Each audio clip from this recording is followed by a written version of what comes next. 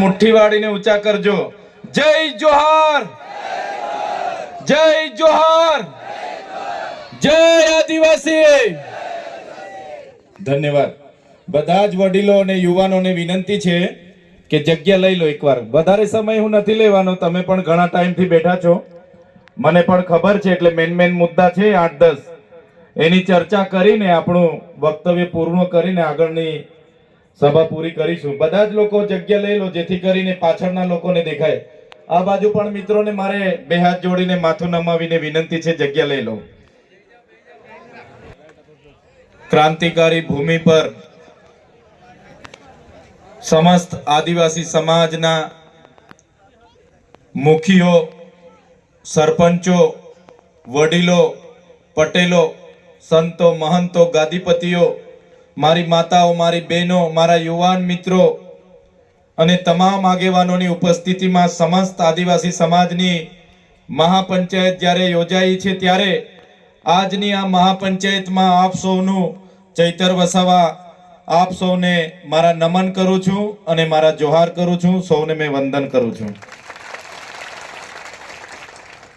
આપણી સાથે આ આયોજનમાં જેમનો મહત્વનો ફાળો રહ્યો છે એવા રાજેશભાઈ રાઠવાજી, સાથે એમના પિતા વીરસિંહભાઈ રાઠવાજી, સાથે અમારી ટીમમાં અહીંયા પધારેલા રાધિકાબેન રાઠવાજી, વિનુભાઈ રાઠવાજી, રંજનભાઈ રાઠવાજી, મુકેશભાઈ બારિયાજી અને મારા સાથી મિત્ર અને હર હંમેશ સમાજની સેવા માટે હર હંમેશ આગળ પડતા, કામમાં રાતે 12 વાગે પણ ઉભા રહેતા ડોક્ટર જયરામભાઈ રાઠવાજી, સાથે રાજેન્દ્રજી, સૌને એકવાર જોરદાર તાળીઓથી વધાવી લો.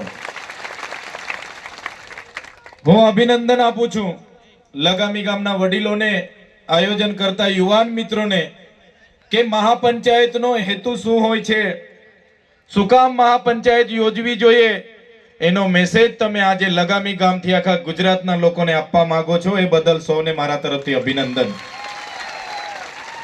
સાથીઓ, આ કોઈ રાજકીય કાર્યક્રમ નથી અને અમે પણ આજે સમાજના ધારાસભ્ય તરીકે તમારી વચ્ચે આવીને ઊભા છે. અને જ્યારે સમાજે અમને અમારી હેસિયત કરતા પણ આટલી નાની ઉંમરમાં અમારા સામાન્ય પરિવારમાંથી અમે આવીએ છીએ, છતાં આટલી નાની ઉંમરમાં અમારા સમાજે, આદિવાસી સમાજે 1 લાખથી વધારે મત આપીને મને ધારાસભ્ય બનાવ્યો છે. ત્યારે જ્યારે પણ સમાજને જરૂર હશે ત્યાં ચૈતર વસાવા હશે. સમાજ થકી અમે ચૂંટાયેલા લોકો છે અને આદિવાસી સમાજને અનામત જે મળ્યું છે, જે અનામતની બેઠક પરથી અમે ચૂંટાઈને આવીએ છીએ. કદાચ કોઈ પાર્ટી મેન્ડેટ અમને આપી દે, પણ આદિવાસી તરીકેનો હું જાતિનો દાખલો નહીં મૂકું તો મારું ફોર્મ રદ થઈ જાય છે, મારું ફોર્મ પાસ થતું નથી. એ આપણી આદિવાસી સમાજની જાતિની તાકાત છે કે આપણા દાખલાથી અમે બધા ચૂંટાઈને આવીએ છીએ. સાથીઓ, તમને વિચાર થતો હશે કે આદિવાસી એટલે કોણ? આદિવાસી એટલે ઇતિહાસકારો કહે છે આદિવાસીનો ઇતિહાસ આદિ અનાદિ કાળથી આ ધરતી પર વસનારો, જેને આદિવાસી કહેવામાં આવે છે.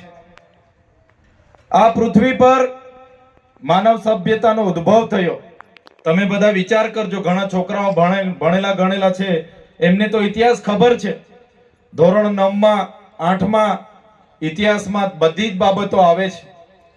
ત્યારે આ પૃથ્વી પર માનવ સભ્યતાનો જ્યારે ઉદ્ગમ થયો, જ્યારે આદિમાનવ તરીકે એ જંગલોમાં ફરતો હતો, જંગલોમાં શરૂઆતમાં એણે અગ્નિની શોધ કરી, પેણાની શોધ કરી અને બાદમાં એણે ધાન્યની શોધ કરી કે ભાઈ આ ધન, આ પાક ખવાય. અને ધાન્યની શોધ થતાની સાથે ખેતીની શોધ થઈ કે આને વાવણી કરાય. અને ખેતીની શોધ સાથે એણે સ્થાયી જીવન જીવવાની શરૂઆત કરી. સ્થાયી જીવન જીવવાની શરૂઆત એણે જ્યારે કરી તે સમયે શરૂઆતમાં એ તો જંગલમાં ભટકતા હતા, વન્ય પ્રાણીઓનો શિકાર કરતા હતા.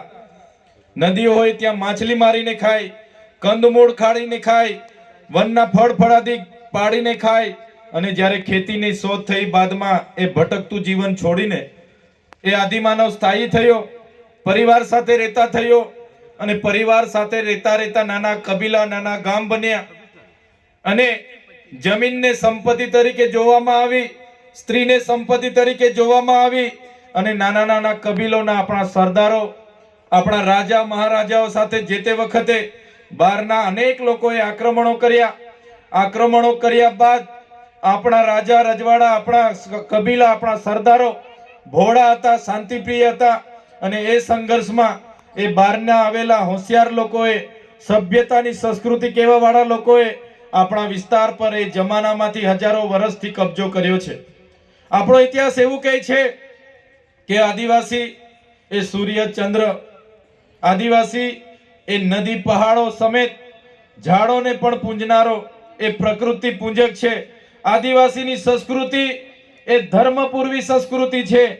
ત્યારે સાથીઓ તમે વિચાર કરો, આપણે એ સમાજમાંથી આવીએ છીએ, આપણે એ ધરતી પરથી આવીએ છીએ કે દુનિયાની સૌથી સંસ્કારી અને સૌથી શિસ્તબદ્ધ કોઈની સંસ્કૃતિ હોય તો એ આપણા આદિવાસી સમાજની સંસ્કૃતિ છે. સાથીઓ, હું સમાજની પરંપરાઓની વાત કરું, સમાજની રીત રિવાજોની વાત કરું, સમાજના સંવિધાન અધિકારોની વાત કરું, સામાજિક અધિકારોની વાત કરું તો તમને બધાને ખબર છે આપણા સમાજમાં જ્યારે બાળક જન્મે ત્યારે બાળકને આપણા રીત રિવાજ પ્રમાણે છઠ્ઠીની પૂજા થતી હોય છે. થાય છે કે નથી થતી? આ બાજુ છઠ્ઠીની પૂજા થાય છે. એ જ પ્રકારે લગ્નની પૂજા પણ આપણે પ્રકૃતિની સાક્ષીમાં ગામના હિમા સમાજનો ડોક્ટર છું એટલે જે પણ દવા આપીશ એ કડવી લાગશે, પણ એ દવા તમે લેતા જશો ને તો આવનારા દિવસોમાં તમારા બધા દુઃખ હારા થઈ જવાના છે.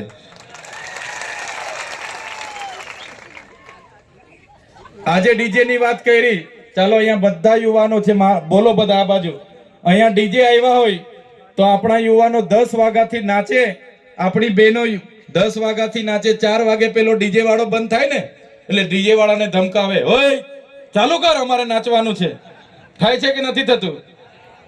10 વાગેથી નાચે છે, કૂદે છે, જોર જોર કૂદે કૂદે કૂદે. 4 વાગે પેલો ભાઈ થાકેલો હોય બંધ કરીને ઊંઘવા જાય ને કે એ ચાલુ કર, નાચવાનું છે અમારે, હજુ પણ અમને થાક નથી લાગી. આટલી જ તાકાત આ કુદરતે આપણને આપેલી છે. કોઈ આટલું નાચે? 10 વાગ્યાથી 4 વાગ્યા સુધીથી બજાર વાળા નાચે? એમની નાચવાની તાકાત છે? આપણા વાળા પર જ તાકાત છે ભાઈ. 10 વાગ્યાથી 4 વાગ્યા સુધી નાચવા કૂદવાની એ કુદરતે આપેલી શક્તિ છે આપણા પર, કૌશલ્ય છે, એને બહાર લાવો. મારા યુવાનો, મારા યુવતીઓને બધાને મારી વિનંતી છે, એ શક્તિનો ઉપયોગ માત્ર નાચવા કૂદવામાં જ નહીં કરો. એ શક્તિનો ઉપયોગ માત્ર નાચવા કૂદવામાં નહીં કરો, એ શક્તિનો ઉપયોગ તમારા ભણવામાં બી કરો, તમારા કેરિયર બનાવવામાં બી કરો. તે જ દિવસે આપણો સમાજ આગળ આવવાનો છે. નહીં તો નાચવા કૂદવામાં બધી શક્તિ પૂરી કરી દેશો ને, આપણો સમાજ આગળ આવવાનો નથી. આપણા લોકો છોકરો ભણે નહીં ભણે, 12મું પાસ કરે નહીં કરે, બાજુવાળાના છોકરાને પેલા KTM લઈ આપી હોય, R15 લઈ આપી હોય એટલે આપણા વાળો બી કઈ નહીં, બાજુવાળો છોકરો લાવ્યો છે ને, આપણા છોકરાને બી આ ખેતર વેચીને આપી દઈએ, આપણા છોકરાને બી આઈફોન લઈ આપીએ ને છોકરો બી પાછો મજબૂર કરે, બ્લેકમેલ કરે, પપ્પા મને લઈ આપો બાકી હું કોલેજ નહીં જામ. મારી હાથેના બધા છોકરાઓ પર આઈફોન છે, મને બી આઈફોન જોઈએ. થાય છે કે નથી થતું? બધા છોકરાઓ ગાડીઓ લઈને આવે, મને પણ પપ્પા લઈ આપો. એટલે પેલા બિચારા મા બાપે ના છૂટકે એને ATM KTM કે શું કહેવાય બધું લઈ આપવું પડે છે ને. અરે જો તો ખરા, પછી છોકરાઓ કાનમાં મોબાઈલ ને એટલી રેસ લાખીને અહીંયા ફરતા હોય, છોટાઉદેપુરમાં ને જોજમાં ને. જ્યારે છોકરાઓ ઠોકાઈને એની ડેડ બોડી ઘરે આવે ને ત્યારે મમ્મી પપ્પા પર કેટલી વીતે છે, જોઈ છે ને તમે? એટલે છોકરાઓ બધું જ માંગશે. પેલા છોકરાઓને આપણા વડીલોએ સૂચના આપો કે ભાઈ પહેલા ભણો, તમારું કેરિયર બનાવો. પછી તમારે જે જોઈએ તે બંગલો જોઈએ, ગાડી જોઈએ, લગ્ન જોઈએ, બધું જ અમે કરાવી આપીશું. સાચી વાત છે કે ખોટી વાત છે? મારી વાત માનશો ને બધા? આપણા છોકરાઓ છે, આપણા છોકરાઓ તમને બ્લેકમેલ કરે છે, બીવડાવે છે, આમ કરી દઈશ, તેમ કરી દઈશ, ફલાણું કરી દઈશ, ઢીકણું કરી દઈશ, એટલે 2 એકર ખેતર મૂકીને બી તમે લઈને આપી દેવ છો બાઈક 2.5 લાખનું 2 લાખનું. પછી જ્યારે ઠોકાય ને એક ને એક છોકરો જતો રહે છે તો કેટલું દુઃખ થાય છે. થાય છે કે નથી થતું? એટલે છોકરાઓને પણ મારે વિનંતી છે ભાઈ, જેટલા પણ યુવાન યુવતીઓ મને સાંભળો છો, બધાને આ મહાપંચાયતમાં આજે જે પણ કેમ છું એ સાંભળીને જજો. વડીલોને પણ કેમ છું અને યુવાન યુવતીઓને પણ કેમ છું. યુવાન અને યુવતીઓ પહેલા તમારું કેરિયર બનાવો, તમારું ભવિષ્ય બનાવો.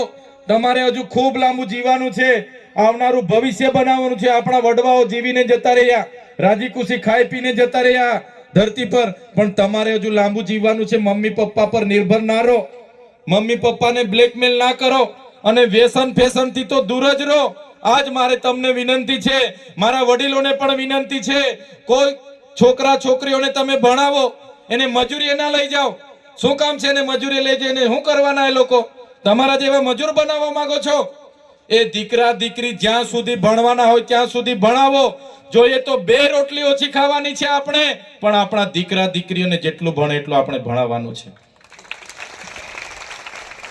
શિક્ષણ સિવાય ઉદ્ધાર નથી. આજે આપણો સમાજ બીજા સમાજની હરોળમાં નથી, બહુ પાછળ છે. આજે આપણે કહીએ છીએ કે આપણા દીકરા દીકરીઓ કેમ નથી, પણ એમાં આપણે બધાએ ધ્યાન આપવું પડશે, ભણાવવું પડશે, ગણાવવું પડશે, કડક ભાષામાં એને કહેવું પડશે. એ વાત આ મંચ પરથી હું કહેવા માટે જ આવ્યો છું. સાથે સાથે આ મંચ પરથી મારું બીજું પણ સૂચન છે, મારી જેટલી પણ બહેનો બેઠી છે, આપણી દીકરીઓને કહી દેવાનું, પુખ્ત વયના થયા પછી જ લગ્ન કરે. આપણા યુવાનોને પણ કહી દેવાનું, 21 વર્ષ પછી જ લગ્ન કરવાનું. નાની વયે ગામડાઓમાં છાનામાના લગ્ન કરી લે છે, બાળકોને જન્મ આપી દે છે, અને બાળકોનો જન્મ થાય એટલે બાળક એ વજનમાં પણ ઓછું હોય, ઊંચાઈમાં પણ ઓછું હોય અને કુપોષણનો શિકાર બને છે. સાચી વાત છે કે ખોટી વાત છે? ભાઈ મેં ખોટું બોલું છું કે સાચું બોલું છું? પહેલા આપણા ઘરમાં 2 ટાઈમના ખાવા માટેના રોટલા છે કે નહીં? 2-3 જોડી પહેરવાના કપડા છે કે નહીં? વહુ આવશે તો એને હાથે રાખવા માટે ગોદડા પોટલા છે કે નહીં? એ જોઈને પછી વહુ લઈ આવો, એમને વહુ લઈ આવીને ભાગી જવાનું બંધ કરો. પુખ્ત વયના થાવ, કમાવ, પછી દીકરીને લઈ આવો. સાચી વાત છે કે ખોટી વાત છે? એટલે મારા ગામના વડીલો, મારા મુખીઓ બેઠા છે, મારા સરપંચો બધા બેઠા છે, સૌને મારી 2 હાથ જોડીને વિનંતી છે, મારા યુવાનોને પણ વિનંતી છે, જ્યાં સુધી તમે કેપેબલ ના થાવ ત્યાં સુધી લગ્ન માટે લઈને ભાગી જવાનું છોડી દો. વૃક્ષ હોય, ઝાડ હોય, એને મંડપમાં લગાવીને આપણે એની સાક્ષીમાં 2 દીકરા દીકરીઓને પરણાવતા હોય છે.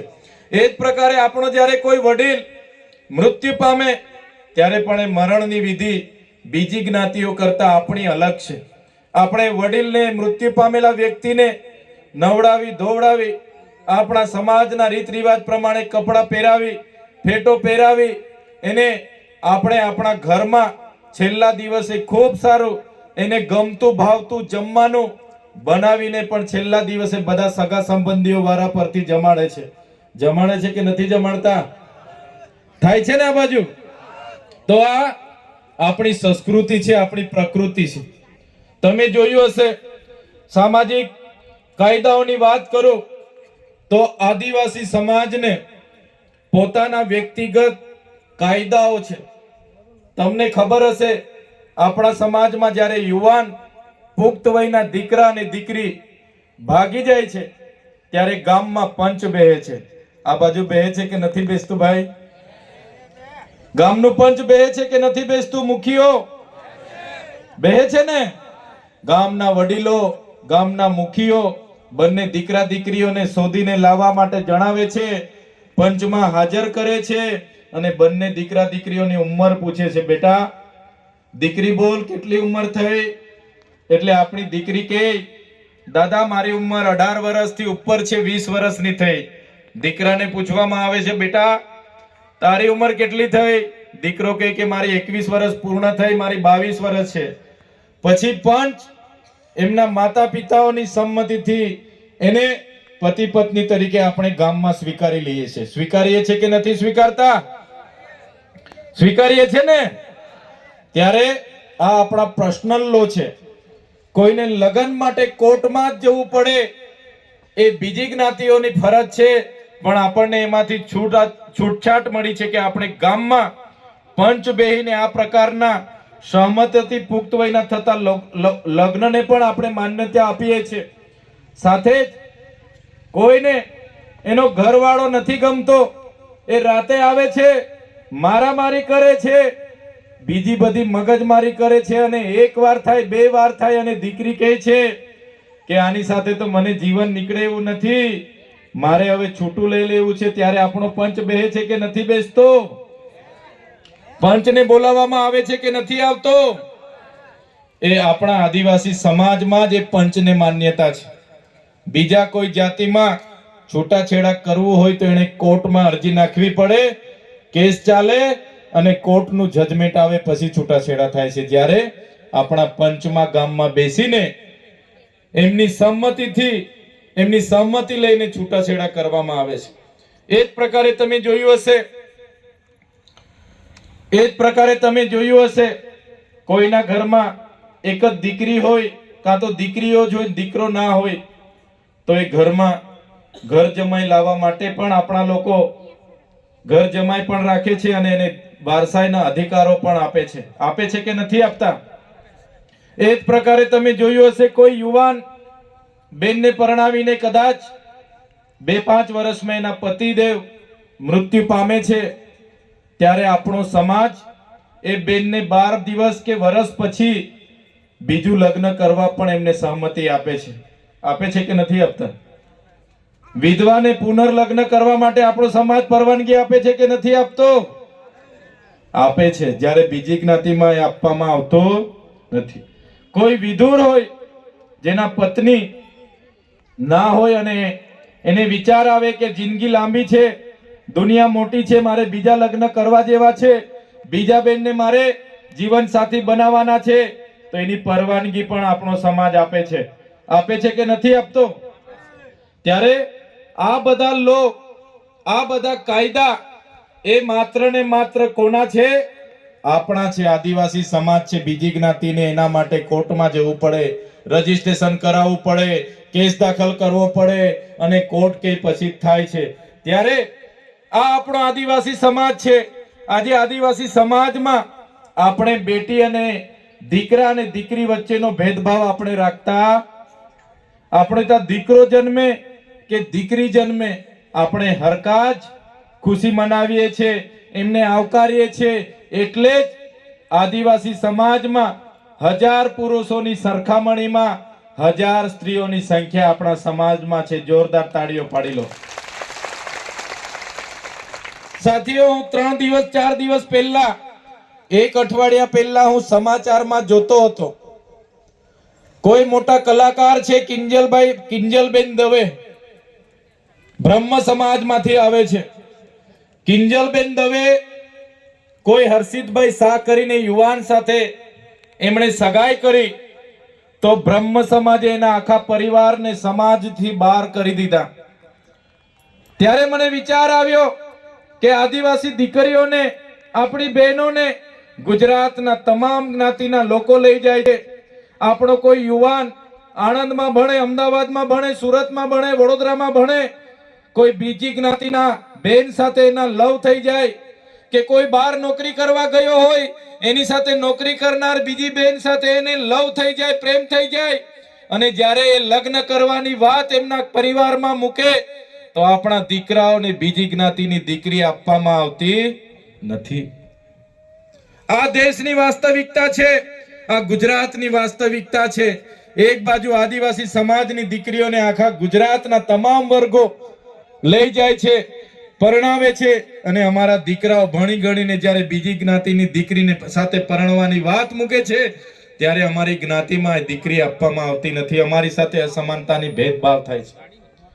ત્યારે એ પણ આપણે વિચારવું પડશે અને આપણા સમાજમાં આપણા બહેનોને, આપણા ભાઈઓને જગાડવું પડશે કે આપણા સમાજમાં આપણી દીકરીઓ પરણશે તો જ આપણા અધિકારો એમને મળશે.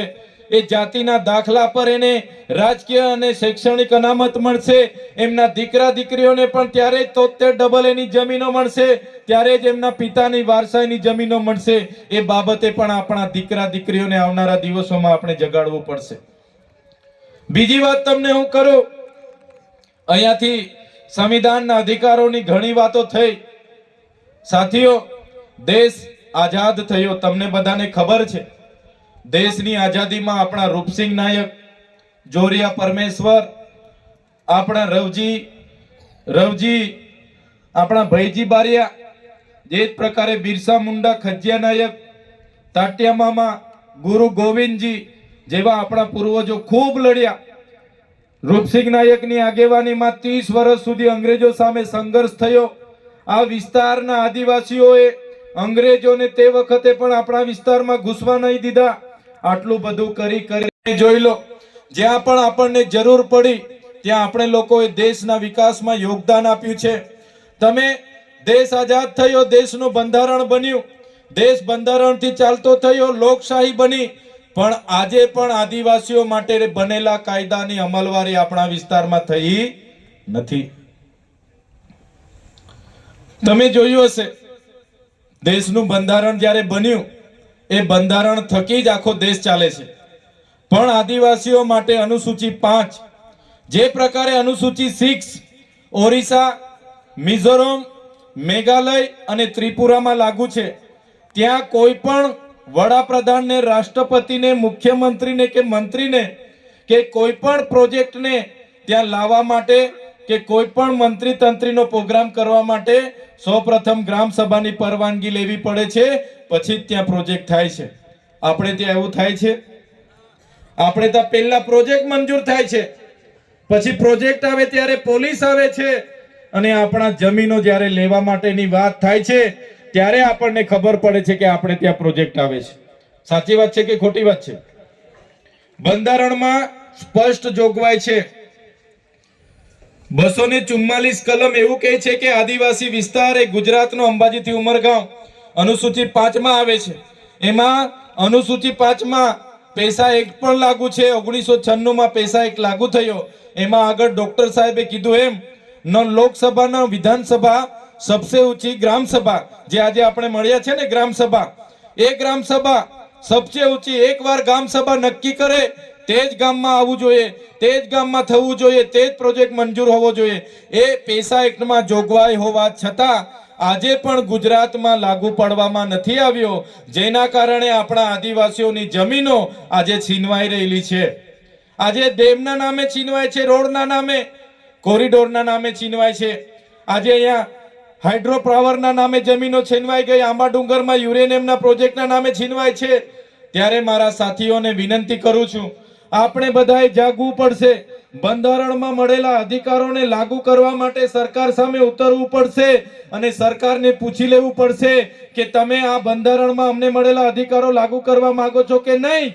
અગર તમે લાગુ કરવા નથી માંગતા તો અમારી ગ્રામ પંચાયતો અમે સ્વતંત્ર રીતે એના ઠરાવો કરીને અમારા કાયદા અમે લાગુ કરીને બેસી જઈશું. દેશને આઝાદીને 78 વર્ષ થયા પછી પણ બંધારણમાં લખેલા કાયદા આપણા હજુ લાગુ કરવામાં આવતા નથી. બંધારણની તમામ કલમો આપણા પર લગાડી દેવામાં આવે. અહીંથી તમે નીકળો એટલે તમે તમારા પર પીયુસી ના હોય, લાયસન્સ ના હોય, હેલ્મેટ ના હોય એટલે બંધારણના કાયદા મુજબ તમને દંડ કરી દેવામાં આવે.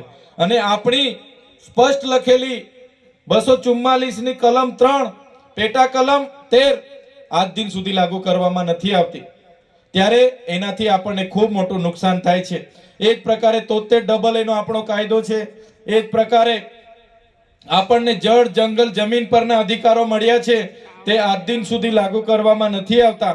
આવનારા દિવસોમાં સરકાર સામે લાગુ કરવા માટે પણ આપણે બધાએ લાગવું પડશે. સાથીઓ, દેશ આઝાદ થયો, દેશમાં લોકશાહી ડબે સરકારો તો બની ગઈ, પણ આજ દિન સુધી આદિવાસી વિસ્તારોમાં આદિવાસીનો વિકાસ નથી થયો.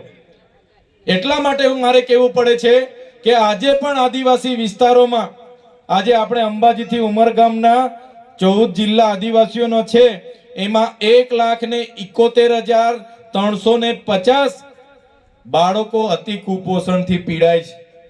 આપણા બાળકોમાં આંગણવાડી માટે સરકાર પર ગ્રાન્ટ નથી, બાળકોને પૌષ્ટિક પૂરક સારો ખોરાક મળે એના માટે ગ્રાન્ટ નથી, બાળકોને સારી શાળા મળે એના માટે ગ્રાન્ટ નથી, બાળકોને સારા શિક્ષકો મળે એના માટે ગ્રાન્ટ નથી. એક બાજુ શહેરોમાં દિવસે ને દિવસે વિકાસ થાય છે અને એક બાજુ આદિવાસીઓને દિવસે ને દિવસે વિકાસથી વંચિત રાખવામાં આવે છે.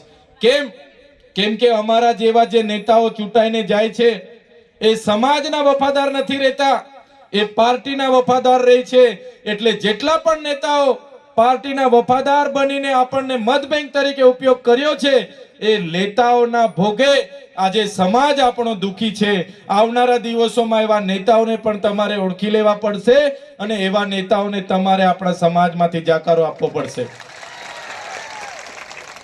સાથીઓ, આ વિસ્તારમાં જે સરકારી કાર્યક્રમો થાય છે, આ વિસ્તારના જે ભવનો બન્યા છે એ તમામ ભવનોમાં આદિવાસી સમાજનું પરસેવો અને ખૂન છે.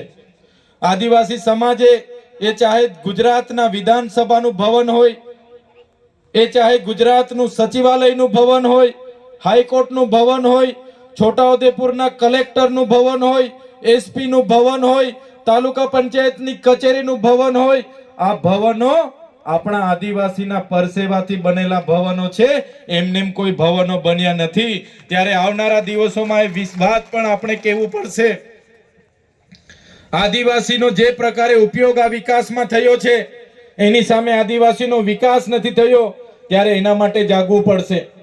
ત્યારે સાથીઓ, મેં ઇતિહાસની વાત કરું છું એટલે કેટલાક લોકોને માથા પરથી જ જાય છે એવું લાગે છે. જાય છે ને? પણ જે પ્રકારે આ ડોક્ટર સાહેબ બેઠા છે ને, એ ડોક્ટર સાહેબ શરીરના ડોક્ટર છે. શરીરમાં તમારું કાં દુખે છે, હું દુખે છે, તમને ચેક કરીને તમને દવા આપે. મેં શરીરનો ડોક્ટર નથી,